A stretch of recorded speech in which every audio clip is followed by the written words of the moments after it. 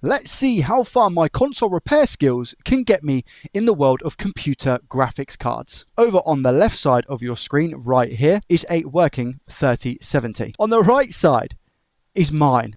We are missing a bunch of components. This is the component down here that I managed to save, and I'm now going to count how many I'm missing. 5 components seems to be the total. However, I don't have another picture which shows just to the left of this coil, and I'd bet a lot of money that we're also missing on top of the 5, 6, 7, 8, 9, 10, maybe 11 components in total. Oh, I've also just seen, as I'm quite literally talking, 12, 13 underneath this memory IC, I think is RAM. As you could probably tell, I now have quite a big predicament. Hello. It's been about a week since I recorded that video. Gauzy supplied me with pretty much everything I needed component-wise for this board in particular. What you're seeing on your screen right now is a live stream of me putting all of those components onto the board. In total, it cost me around about £3 for the dual transistor, and that was a pack of 100 of them, and every other component was either a resistor or a capacitor. I did have to take a capacitor from a donor board, a switch to be precise, and the reason being was because it was a 4.7 microfarad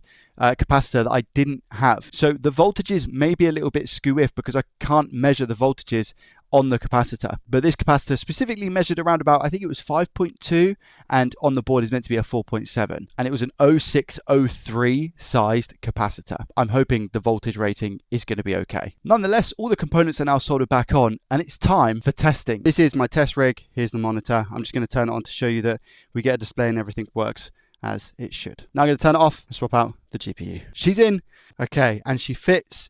HDMI is also plugged in.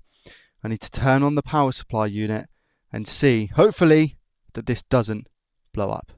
3, 2, 1. Okay. I mean, that's good so far. Now I actually just need to turn it on.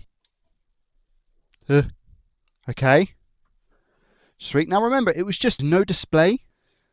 So fan spin. Oh! I didn't expect it. No. I'll be honest with you, I didn't expect it. And it's definitely plugged in to the GPU. There's nothing in the motherboard.